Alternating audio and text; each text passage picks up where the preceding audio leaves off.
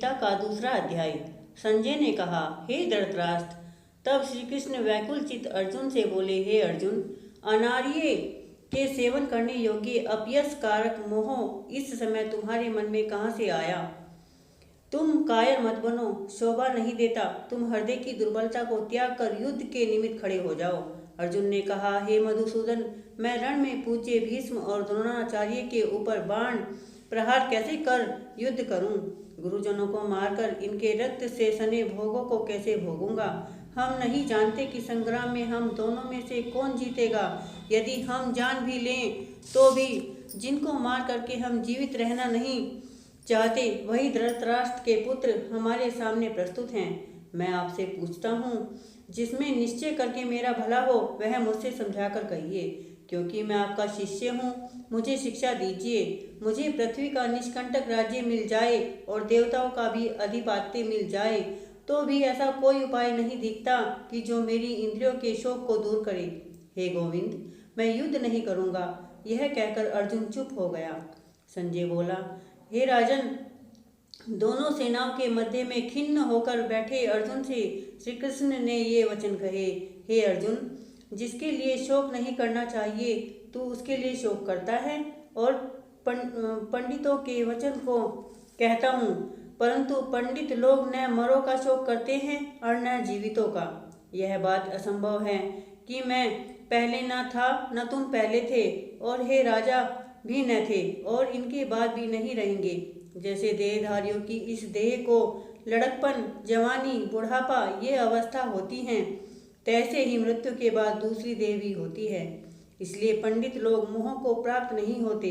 हे नरश्रेष्ठ, सुख दुख को समान मानने वाले जिस वीर पुरुष को ये ब्रह्मा पदार्थ क्लेश नहीं देते, वह मोक्ष पाने का अधिकारी है। असत्य वस्तु को अस्तित्व नहीं है और सत्य का अभाव नहीं है। इस प्रकार इन दोनों को ही तत्वज्ञानी पुरुषों ने देखा है। जिससे संसार व्याप्त है उसको अविनाशी जानो, क्योंकि इस नाश रहित आत्मा का विनाश करने में कोई समर्थ नहीं है। अतएव हे भारत, तुम युद्ध करो। जो पुरुष इस आत्मा को मारने वाला तथा जो मरने वाले मानते हैं, वे दोनों ही ज्ञानी नहीं हैं, क्योंकि यह आत्मा न मरती है न मारती है। आत्मा न कभी जन्मती है और न कभी मृत्यु को प्राप्त होती है। नष्ट होने पर भी यह नाश को प्राप्त नहीं होती। जो पुरुष इस आत्मा को निश्चय अविनाशी, निर्विकार और अजन्मा मानता है, वह किसको घात कराएगा और किसको मारेगा। जिस प्रकार मनुष्य पुराने वस्त्र को फेंककर नए वस्त्र ग्रहण करता है, उसी प्रकार आत्मा पुरानी देह छोड़कर नई देह धारण करती है। आत्मा को शस्त्र नहीं काट सकते, अग्नि नहीं जला सकती, जल भिगो नहीं सकता। यह अविनाशी, सर्वव्यापी, स्थिर, अचल और सनातन है। यह इंद्रियों से जानी नहीं जा सकती। यह कल्पना से भी परे है। इसलिए ऐसा जानते हुए तुम्हें शोक करना उचित नहीं है। हे महाबाहो, यदि तुम इस आत्मा को नित्य जन्म देने, नित्य मरने वाली मानते हो, तो भी तुमको शोक नहीं करना चाहिए, क्योंकि जन्मा उसकी मृत्यु और जिसकी मृत्यु हुई है उसका जन्म निश्चय है। अतएव जो बात अनिवार्य है उसके लिए शोक करना व्यर्थ है। जन्म लेने से पहले क्या था किसी को मालूम नहीं, फिर मरने के पीछे क्या होगा ये भी किसी को मालूम नहीं। ऐसी दशा में किसी बात का सोच करना क्या तुमको उचित है? इस कारण सब प्राणियों के विषय तुमको सोच करना उचित नहीं है। अपने धर्म को भी सोचकर तुमको घबराना नहीं चाहिए, क्योंकि क्षत्रिय को धर्म पूर्वक युद्ध से और कुछ भला करने वाला नहीं है। हे पार्थ, बिना इच्छा किए स्वर्ग का द्वार रूप यह युद्ध तुमको स्वतः प्राप्त हुआ है। ऐसा सुअवसर भाग्यवान क्षत्रियों को ही मिलता है। यदि तुम अपने धर्म के अनुसार इस संग्राम को न करोगे तो अपना धर्म और बड़ाई खो बैठोगे। तब लोग सदा तुम्हारी अपकीर्ति करेंगे और प्रतिष्ठा वाले पुरुषों के लिए अपयश का होना मृत्यु के बराबर है। हे महारथी, समझो कि अर्जुन डरकर संग्राम से हट गया और अब तक जो लोग तुम्हारा मान करते थे वे अपयश करने लगेंगे। शत्रु लोग तुम्हारे पराक्रम की निंदा करते हुए अनेक प्रकार के दुर्वचन कहेंगे। इससे बढ़कर दुख तुमको और क्या होगा। यदि तुम युद्ध में नष्ट हो गए तो स्वर्ग का सुख भोगोगे और जीतने पर सब पृथ्वी तल का राज्य करोगे। इसलिए युद्ध के निमित्त दृढ़ प्रतिज्ञ होकर खड़े हो जाओ। सुख दुख लाभ हानि जय पराजय इनको समान समझकर लड़ने के लिए तैयार हो जाओ। ऐसा करने से तुम पाप को प्राप्त नहीं होगे। हे पार्थ, यह ज्ञान उपदेश ज्ञान योग के विषय में तुमसे कहा गया है। अब निष्काम कर्म योग के विषय में सुन। जिस ज्ञान को पाकर कर्म बंधन से तेरी मुक्ति होगी। कर्म योग मार्ग एक बार प्रारंभ किए बिना कर्म का नाश नहीं होता और विघ्न पड़ने पर भी शुभ फल देता है। और इस कर्म का केवल प्रारंभ ही संसार के भय से छुटकारा पूर्ण ब्रह्म परमात्मा को प्राप्त करना है। निश्चय करने वाली बुद्धि इस निष्काम कर्म में ही एक ही है और कामना वाले पुरुष की बुद्धि एकाग्र नहीं रहती। हे अर्जुन, अज्ञानी उस पुष्पिता वाणी को ही स्वर्ग सुख से बढ़कर कुछ नहीं समझते। स्वर्ग सुख को ही उत्तम पुरुषार्थ समझते हैं। उनको कामनाओं से चित्त व्याकुल होने के कारण निश्चयात्मक बुद्धि साधन की नहीं उत्पन्न होती, कारण कि उनका चित्त भोगादि में सदैव निमग्न रहता है। जिन मनुष्यों का चित्त इस प्रकार मोहलिप्त है और जिनकी आसक्ति भोग विलास ऐश्वर्य में है, ऐसे पुरुष अंतकरण में निश्चयात्मक बुद्धि नहीं होती। हे अर्जुन, अनेक जलाशयों में मनुष्य का कार्य सिद्ध नहीं होता। बड़े जलाशयों में वे सब प्रयोजन अनायास ही सिद्ध हो जाते हैं। उसी तरह संपूर्ण वेदों में कहा हुआ काम कर्मों का फल ब्रह्मा में भक्ति रखने वाले मनुष्यों को सहज ही प्राप्त हो जाती है। तुमको केवल कर्म करना चाहिए, फल तुम्हारे अधिकार में नहीं। तुम न तो फल की अभिलाषा से काम करो, न निकम्मे ही रहो। फल की आशा त्याग कर कार्य की सफलता को समान समझकर तुम योगस्थ होकर कर्म करो। यही कर्म ज्ञान योग है।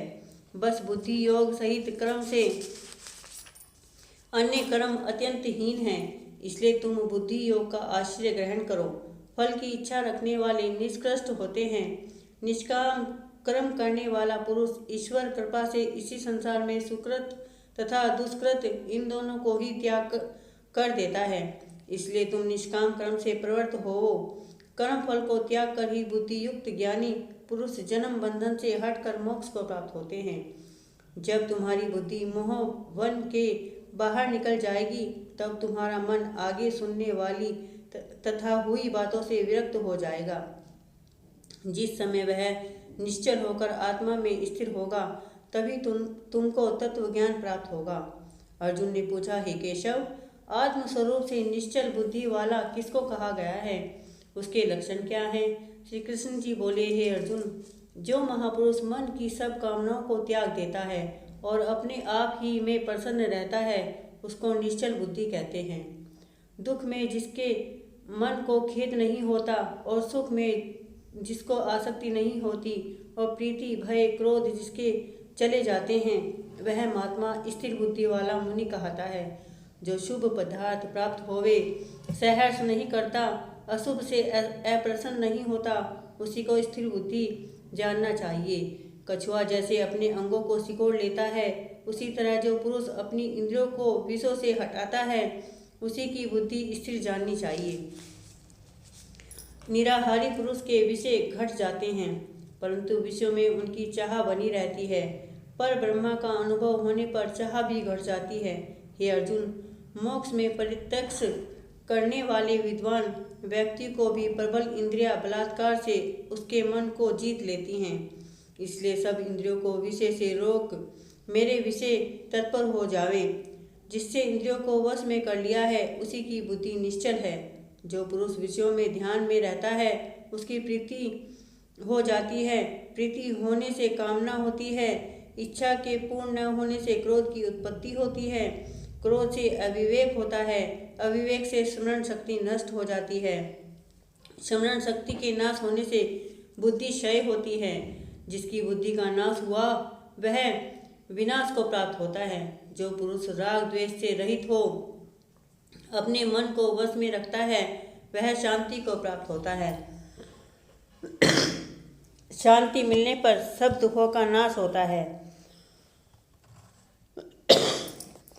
शांति मिलने पर सब दुखों का नाश हो जाता है। प्रसन्नचित्त वाले की बुद्धि निश्चल होती है। जो पुरुष योग युक्त नहीं है उसकी निश्चल बुद्धि उत्पन्न नहीं होती। ईश्वर में भावना नहीं होती। भावना के न होने से शांति प्राप्त नहीं होती। अशांत को सुख कहाँ से मिलेगा? जैसे वायु नाव को जल में खींच लेती है, उसी प्रकार इंद्रियां उस पुरुष की बुद्धि का नाश कर देती हैं। इस कारण हे महाबाहो, जिनकी इंद्रियां विषयों से सर्वदा रोक ली गई हैं, उनकी बुद्धि स्थिर है। जो सब प्राणियों की रात है उसमें संयमी जागता रहता है, और प्राणी मात्र जिस समय जागते हैं मुनिजनों की वह रात्रि है। जल से भरे समुद्र में और नदियों का जल भरने पर भी वह अपनी मर्यादा पर रहता है। उसी प्रकार जिस पुरुष में इच्छा के रहने पर भी सब विषय भोग प्रवेश नहीं करते हैं, उसी को शांति मिलती है। विषयों की इच्छा करने वाले को शांति नहीं मिलती। जो सब कामनाओं को छोड़कर तथा इच्छा रहित विचरता है वह शांति को प्राप्त होता है। हे पार्थ, वह स्थिति यही है। हे स्थिति मिल जाने पर प्राणी फिर मोह में नहीं फंसता और अंत समय में निर्वाण ब्रह्मा को प्राप्त होता है। जय श्री कृष्ण।